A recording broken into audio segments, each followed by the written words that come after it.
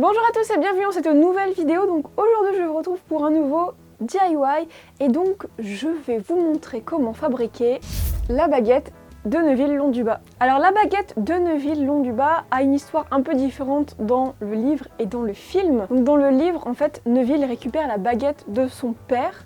Donc son père qu'on rappelle et qui est devenu fou à cause du sortilège de Loris et qui a été envoyé à Sainte-Mangouste. Donc Neuville récupère sa baguette jusque dans Harry Potter et l'Ordre du Phénix où malheureusement sa baguette est cassée dans la bataille du ministère de la magie. Et donc à partir du 6e tome, Neuville a une nouvelle baguette et donc il y a des théories qui disent que Neuville se serait amélioré en magie à partir du 6e tome grâce à la baguette qu'il a enfin à lui. En fait, la baguette qu'il a choisie dans la boutique Ollivander. Mais donc dans le film, cette histoire n'est jamais mentionnée. Et donc on peut voir que Neuville a cette baguette depuis le début. Enfin en fait, dès l'instant où on voit pour la première fois la baguette de Neuville, c'est celle-ci. Et ce, jusqu'à la fin. Donc voilà, ça c'était pour la petite histoire. Et donc maintenant, on va passer au matériel dont on a besoin pour ce DIY. Donc dans un premier temps, il va vous falloir un morceau de bois. Moi j'utilise du bambou parce que c'est un bois qui est plutôt solide mais compliqué à tailler, donc après vous faites comme vous voulez. Donc la baguette fait de base 33 cm environ, donc je vous aurais dit normalement qu'il vous faut un bâton de 33 cm, mais vous allez voir que j'ai eu quelques petites galères pendant le DIY qui m'a fait un peu changer mes plans. Donc au final, vous n'aurez besoin que d'un bâton de 23 cm. Ensuite, il va vous falloir du papier de verre pour poncer votre bout de bois, l'affiner, enlever un peu les imperfections, ou même d'un petit instrument du genre cutter, couteau, mais faites très attention, si vous êtes jeune, à ne pas vous blesser, et donc faites-vous aider d'un adulte, surtout pour cette étape. Ensuite, nous allons avoir besoin de fil de fer ou de quelque chose dans ce genre-là, en tout cas quelque chose d'assez fin que l'on va pouvoir enfoncer dans le bout de bois, je vous expliquerai pourquoi tout à l'heure. De la pâte autodurcissante pour pouvoir sculpter les différentes formes pour la baguette. Alors cette pâte personnellement je l'ai trouvée à Action, mais vous pouvez en trouver dans tous les magasins de loisirs créatifs et je vous en mets dans la description, donc à commander sur Amazon si ça vous intéresse. Ensuite vous allez avoir besoin de colle forte ou d'un pistolet à colle qui fera aussi très bien l'affaire. Ensuite des petits outils pour sculpter, donc moi j'ai une trousse exprès parce que je fais beaucoup de bricolage, mais si vous n'en avez pas, vous pouvez très bien utiliser des petits outils que vous avez chez vous, donc ça peut être un crayon parce que ça a une pointe fine, ça vous permet de faire des petits détails, ça peut être un petit cutter, ça peut être un couteau, encore une fois faites attention avec ces instruments, mais voilà, vous allez pouvoir trouver des instruments un peu partout chez vous. Moi j'utilise même une brosse à dents. Et enfin bien entendu, il va falloir des pinceaux et de la peinture.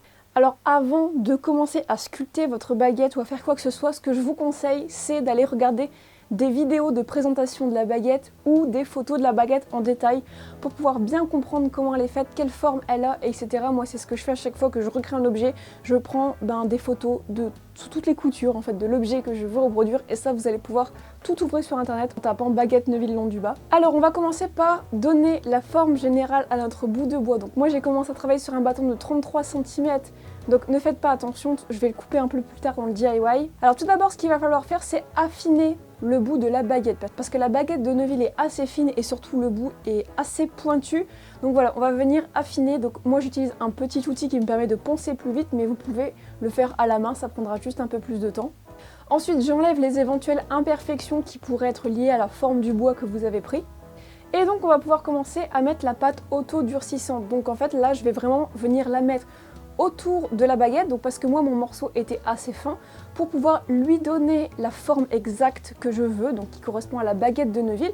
Si jamais votre bout de bois est déjà épais, vous n'aurez pas besoin de faire cette étape, tout ce qu'il faudra c'est quand vous allez poncer votre baguette, juste affiner comme il faut. Pour faire le manche de la baguette, j'ai voulu enrouler 3 petits boudins autour du bois qui restait, sauf que je me suis rendu compte que ça n'allait pas puisque l'épaisseur du bois autour duquel j'allais enrouler mes 3 petits boudins était beaucoup trop épaisse. Alors ce que j'ai fait, j'ai coupé les 13 derniers centimètres de mon bout de bois et donc il fallait quand même une structure, un squelette pour pouvoir enrouler la pâte parce que sinon elle se casse facilement. Ce que j'ai fait c'est que j'ai pris mon fil de fer, donc j'ai pris un morceau d'environ 13 cm et je l'ai enfoncé dans mon petit bout de bois et j'ai collé avec un pistolet à colle chaude. Donc maintenant vous allez pouvoir faire vos 3 boudins. Donc les boudins, vous faites bien un peu plus épais à une extrémité à chaque fois et vous allez un peu en affinant à chaque fois. Pour la longueur, ne vous en faites pas puisque de toute façon on va les couper après. Alors ensuite ce que vous allez faire, c'est que vous allez commencer à les enrouler tous les 3 côte à côte autour du fil de fer que vous aurez rajouté. Donc attention en faisant dépasser un peu plus que les autres, parce que vous verrez sur les photos de la baguette de Neuville, il y a un des 3 boudins, une des 3 lianes, je ne sais pas comment appeler ça, qui est un peu plus, enfin qui dépasse un peu plus que les 2 autres. Donc voilà, vous enroulez à peu près jusqu'aux 3/4 de votre fil de fer, et moi ce que j'ai fait à cette étape, c'est que j'ai carrément coupé mes boudins pour que ce soit plus simple pour la suite.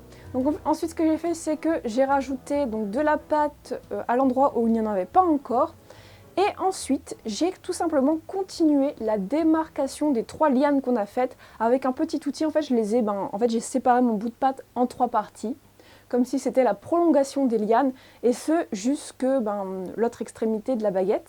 Et enfin, ce qu'il vous reste à faire, c'est faire les 2 petits traits donc, qui vont servir de démarcation entre le manche de la baguette et la lame de la baguette. Donc ces 2 petits traits très fins que vous pouvez faire par exemple avec la mine d'un crayon. Et donc vous les espacez d'environ 7 mm chacun. À l'intérieur, si vous sentez de le faire, vous pouvez creuser un petit peu parce qu'en fait à cet endroit-là, la baguette est un tout petit peu plus fine. Mais si vous n'y arrivez pas, c'est pas grave, vous pouvez laisser ça comme ça. Donc maintenant, on va laisser sécher la baguette pendant 24 heures, le temps que la pâte durcisse. Alors une fois cette étape faite, vous allez pouvoir reprendre votre papier de verre et là vous allez pouvoir poncer un tout petit peu délicatement, attention, votre pâte autodurcissante pour enlever les éventuelles imperfections que vous aurez faites en la sculptant. Et donc moi ce que j'ai fait, c'est qu'il y a des endroits, il y avait des petits creux parce que voilà, j'avais fait des bêtises. Donc j'ai réparé en mettant un tout petit peu de pâte, donc en humidifiant très fort pour combler un peu les trous. Et donc j'ai laissé sécher une nouvelle fois pendant 1 heure ou 2, là c'est une épaisseur très fine, donc pas besoin d'attendre une journée. Et donc ensuite on va pouvoir passer à l'étape de la peinture. Alors pour la peinture, on va s'attaquer tout d'abord à l'avant de la baguette, le marron. Donc pour faire la couleur désirée, donc encore une fois regardez des modèles de la baguette sur internet, comme ça sera peut-être un peu plus clair que ce que je vais vous dire. Donc moi j'ai fait un mélange de marron, donc j'avais un marron déjà un peu rougeâtre que j'ai mélangé avec un tout petit peu de noir et du jaune pour donner une couleur un peu miel rougeâtre, on va dire.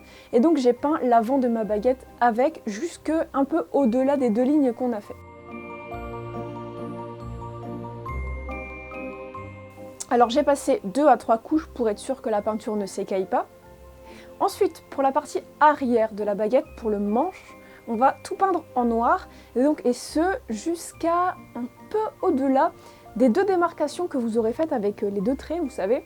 Et donc à partir de là, à cet endroit-là, il va falloir fondre le marron avec le noir. Ce que vous allez faire, c'est que vous allez mettre un tout petit peu de noir sur votre pinceau, l'essuyer, et là vous allez faire un truc qui s'appelle du brossage à sec.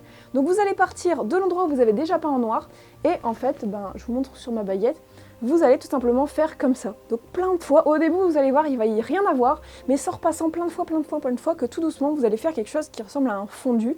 Et donc n'hésitez pas à remettre du noir sur votre pinceau quand il n'y en a plus assez, mais à chaque fois essuyez entre deux pour pas en mettre de trop, sinon ça va pas faire un effet fondu. Et donc enfin, une fois cela fait, tout ce qui vous reste à faire, c'est patiner un peu votre baguette pour donner une petite texture.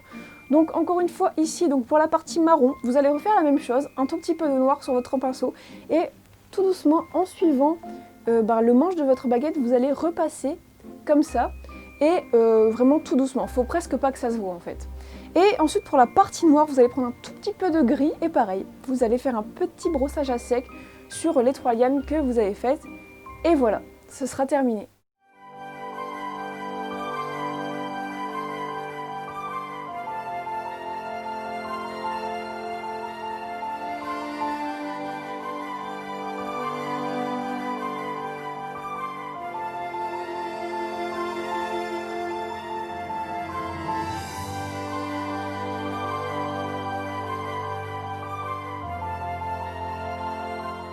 Et donc voilà, c'est la fin de cette vidéo, donc j'espère que ce DIY vous a plu. Si c'est le cas, n'hésitez pas à mettre un petit pouce bleu à la vidéo, à vous abonner, à mettre un petit commentaire. Et donc j'ai déjà réalisé plein d'autres DIY de baguettes sur ma chaîne, Harry, Ron, Voldemort, Dumbledore, Newt, Luna, Drago, et donc maintenant Neuville. Si vous voulez d'autres DIY de baguettes, n'hésitez pas à me dire de quel personnage vous voudriez la baguette dans les commentaires, et je verrai si c'est possible. Et donc en attendant, n'hésitez pas à reproduire ce DIY, à m'envoyer le résultat de vos baguettes en me mentionnant sur Instagram, en me taguant en story, etc. Tout sera dans la description. Et donc voilà, merci d'avoir regardé cette vidéo et moi je vous dis à très bientôt.